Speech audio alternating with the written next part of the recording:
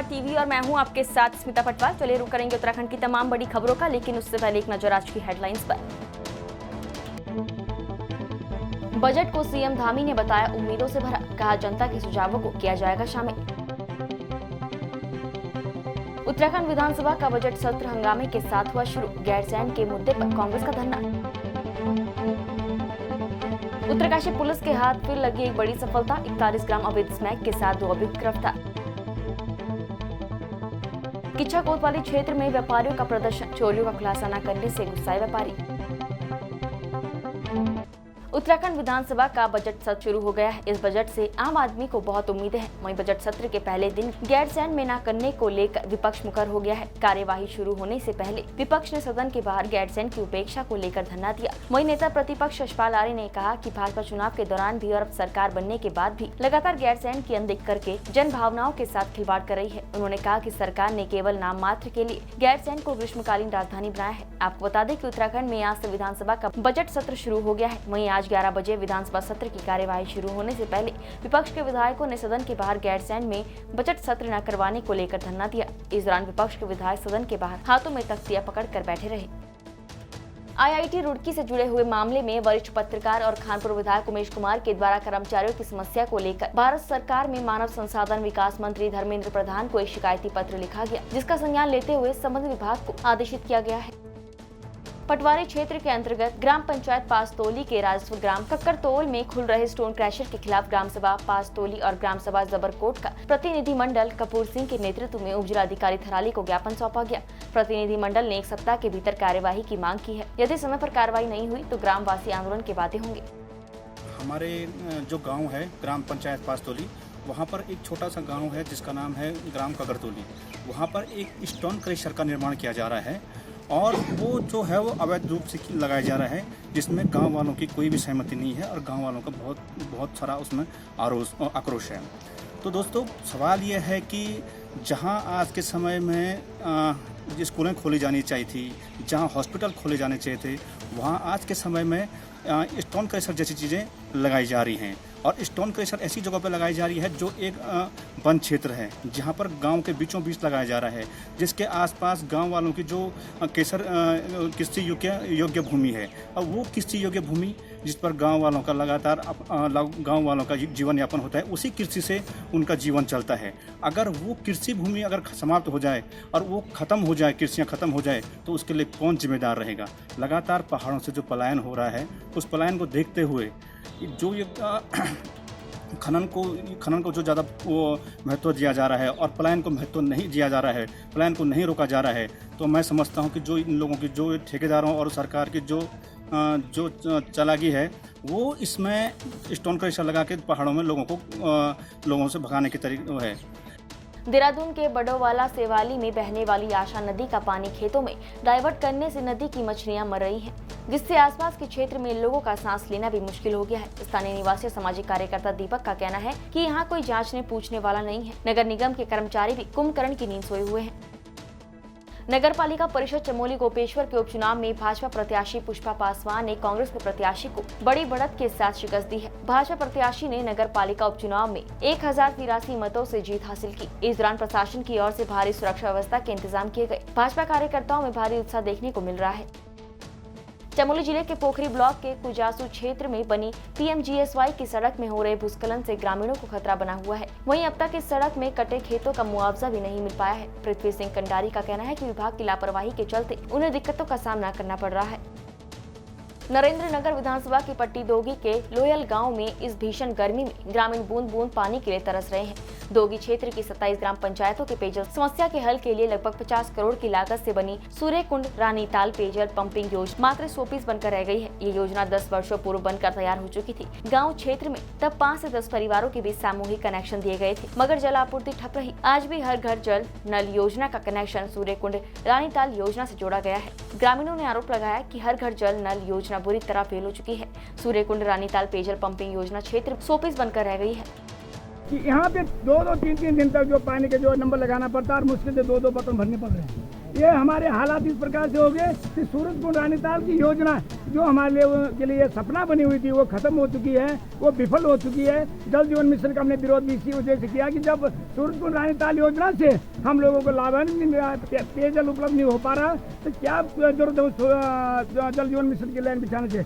आज और समस्या उत्पन्न हो रही है, ये जो रेलवे की सुरंग बनने से जो वाइब्रेशन हो रहा है उसकी वजह से हमारे 3 स्रोत है यहाँ पे, एक ट्यूब पानी के नाम से बिजली पानी और मछली पानी, तो दोनों स्रोत सूख चुके हैं और एक ही स्रोत पे डिपेंड है जो हम एक 2 दिन तक बंद करने के बाद 2 बर्तन मिल रहे हैं। यदि समय रहते ही सरकार इस पर अपना ध्यान नहीं करेंगे तो हमें मजबूर होकर के आंदोलन के लिए तैयार होना पड़ेगा। ग्राम सभा लोयल में पानी की आज ये स्थिति है कि सुबह 4 बजे से लेके लोग यहाँ पे बैठ के सो रहे हैं, मतलब इतनी गंभीर स्थिति हो रखी है। और सूर्यकुंड जल योजना का जो पानी है वो 15 दिन में, 12 दिन में, 14 दिन में एक बार कभी आता है, तो मतलब साल का अगर टारगेट लिया जाए तो वो 1 महीने में एक बार माना जाएगा। पानी की बहुत ज़्यादा किल्लत है, माल मवेशी हम लोग पाल नहीं सकते हैं। 3 दिन 4 दिन में पानी खून हमें बड़ अधिकारी बने उबार बोर्ड जाना तो खूब न और पीछे पैसा लुकना घोटाला खूब लुकना हम तक कुछ नहीं, हम परेशान ना बहुत ज़्यादा, साड़ी भी परेशान है। क्या जाऊँ हमसे, क्या जाऊँ हम तक कुछ नहीं जाऊँ। 4 बजे ने पानी घोटने बैठा हमने बाल बच्चा भी दाना नहीं हम। सेवानिवृत्त कर्मचारी संगठन की आवश्यक बैठक राजकीय महाविद्यालय थतूर सभागार में संपन्न हुई, जिसमें कई प्रस्ताव पारित किए गए। वक्ताओं ने कहा कि प्रदेश नेतृत्व में संगठन की जिला कार्यकारिणी के गठन के लिए ब्लॉक सचिव खुशहाल चौहान को जिम्मेदारी दी है, जल्द ही इस और कार्यवाही की जाएगी।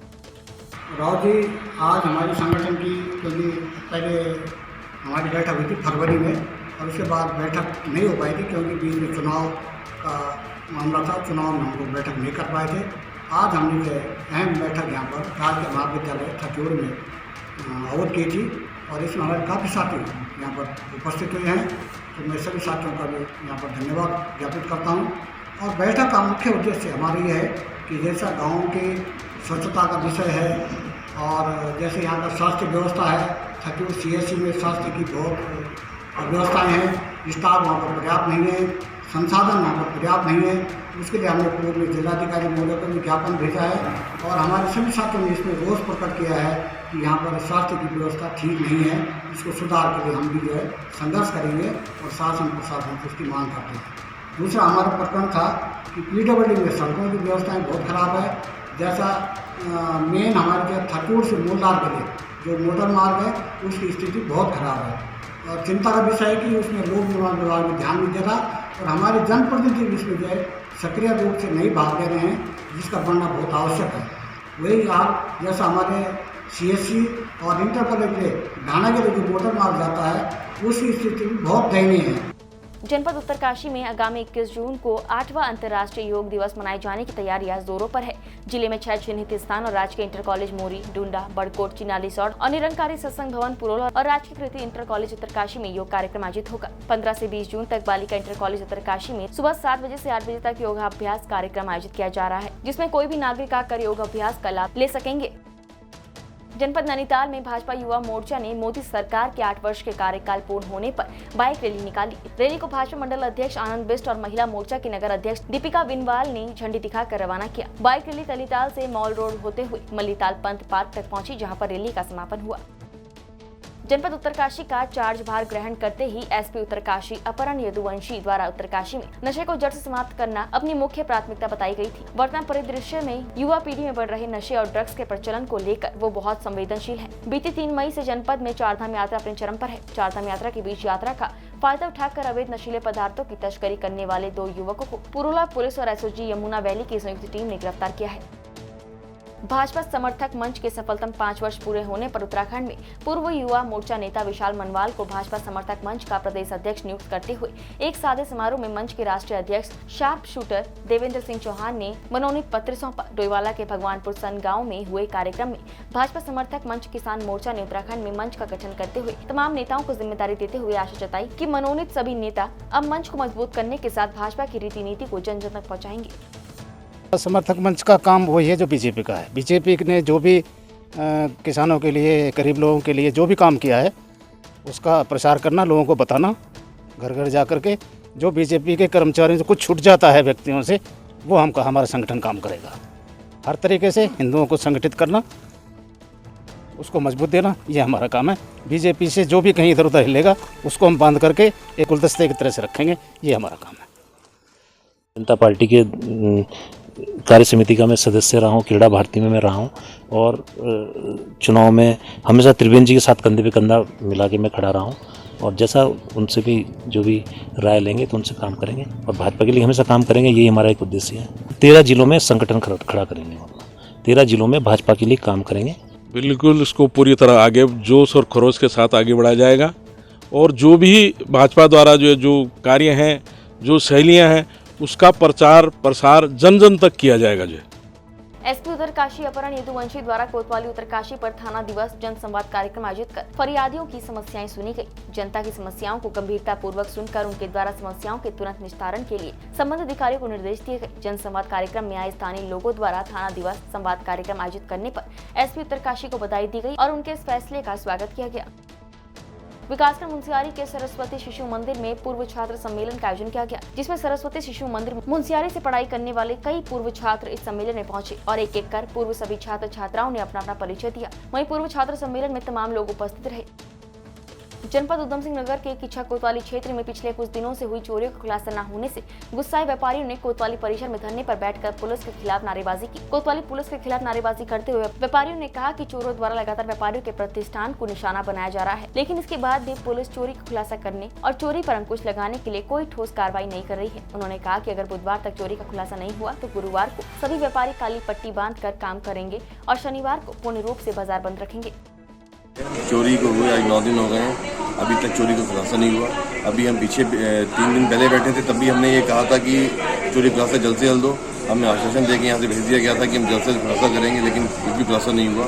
आज फिर पुनः हम बैठे हैं इसी बात को लेके और आज हमारे संग 10 सभासद भी आए नगर पालिका के, वो भी हमारा समर्थन कर रहे हैं और आज इनको शनिवार तक की हमने डेडलाइन दे दी है। बृहस्पति को हम काली पट्टी बांधेंगे और शनिवार को फिर संपूर्ण बाजार बंद रखा जाएगा अगर चोरी का खुलासा नहीं होता है। विकासखंड मुंसियारी के माइग्रेशन पर जोहार गई दराती खसिया 12 गांव की महिला पार्वती देवी को अचानक स्वास्थ्य बिगड़ने से जैसे तैसे अन्य साथियों द्वारा स्ट्रेचर के माध्यम से मिलम लाया गया, जिसमें इसकी जानकारी तहसील प्रशासन मुंसियारी को दी गई। वहीं मुंसियारी तहसील प्रशासन और उप जिलाधिकारी मुंसियारी भगत सिंह पुणे द्वारा इसकी सूचना जिला प्रशासन को दी गई, जिसमें तुरंत हेली के माध्यम से पार्वती देवी को रेस्क्यू कर हल्द्वानी भेजा गया। हिमांशु मपवाल से मिली जानकारी के मुताबिक उन्होंने बताया कि पार्वती देवी का इलाज अभी हल्द्वानी के एक निजी हॉस्पिटल में चल रहा है। अभी उनके स्वास्थ्य में कुछ हद तक सुधार है। काराडूंगी नगर पंचायत के वार्ड 4 सभासद के उपचुनाव में पूर्व सभासद निर्दलीय प्रत्याशी नसीम जहां ने 336 मत हासिल कर 180 मतों से जीत दर्ज की है, जबकि उनकी टक्कर पर चुनाव लड़ रही कांग्रेस प्रत्याशी नगमा को 156 मत मिले। काराडूंगी वार्ड नंबर 4 सभासद के लिए 12 जून को उपचुनाव हुए थे। काम जो जितने भी काम आएंगे मेरे वार्ड में, जो भी कमियां हैं मैं सब पूरा करने की कोशिश करूंगी, जितना भी मुझसे हो सकेगा। सर मैंने बहुत काम किया है, पाइप लाइनें बिछवाई हैं, सड़कें तो पुलिया तो वो तो आम है, वो तो बिछती हैं। मैंने बारीक काम बहुत किए हैं, कम से कम 75-70 लोगों की मैंने पेंशन लगाई है, विधवा भी 60 साल भी, और जहाँ हमारा मीट कटता है हाथा भी बनवाया हमने, मज़ार पे भी काम करवाया, बहुत काम किए हैं हमने सब। वार्ड नंबर 4 जो हमारा काराडूंगी सदस्य का वार्ड सदस्य का चुनाव था, जिसमें हमारे टोटल हमारे मत थे वो 577 थे, जिसमें हमारे जो विधिमान्य मत है 492 पड़े हैं, जिसमें हमारे नगमा एक कैंडिडेट थी कांग्रेस की जिसको 156 और नसीम जहां निर्दलीय थी उसको 336 मत प्राप्त हुए हैं। कितने वोट रिजेक्ट हुए, कितने नोटा मत? इसमें हमारी जो नोटा को 6 मिले और जो रिजेक्टेड हुए हैं वो 5 हैं, तो टोटल हमारे 503 मत पड़े हैं। सितारगंज क्षेत्र में ग्राम पंचायत के होने वाले चुनाव के चलते क्षेत्र की ग्राम सभाओं से प्रत्याशियों ने सितारगंज ब्लॉक में सहायक निर्वाचन अधिकारी के एस सीमांत के समक्ष नामांकन दाखिल किया। सहायक निर्वाचन अधिकारी सामंत ने बताया कि ग्राम सभा कुंवरपुर सीसिया से 6, ग्राम सभा बैकुंठपुर से 2 और ग्राम सभा सिसोना से 2 प्रत्याशियों ने नामांकन किया है। जब से राजनीति कर रहे हैं जनता के बीच में ही है और 14 जुलाई 2019 को बस्ता जमा हुआ था। उसके बाद हमने कभी ये नहीं सोचा कि हम प्रधान नहीं हैं। हमने उसी तरह से काम करा जो हमने 5 साल के कार्यकाल में जनता के दुख सुख में हमेशा काम आए, और जो भी उनके छोटे बड़े काम हैं हम लगातार जनता के बीच में काम करते रहें और उसी प्यार उसी विश्वास के साथ हम जनता में फिर जाएंगे और हमें पूरी उम्मीद है कि हमें कामयाबी मिलेगी। भारतीय जनता पार्टी उत्तराखंड के महामंत्री संगठन अजय कुमार ने सोमवार को श्री दरबार साहिब में मत्था टेका। अजय कुमार पश्चिमी उत्तर प्रदेश मेरठ मंडल में भाजपा के महामंत्री संगठन पद पर भी रह चुके हैं। उन्होंने श्री दरबार साहिब के श्रीमान देवेंद्र दास जी महाराज से शिष्टाचार भेंट की और विभिन्न सामाजिक विषयों पर चर्चा हुई।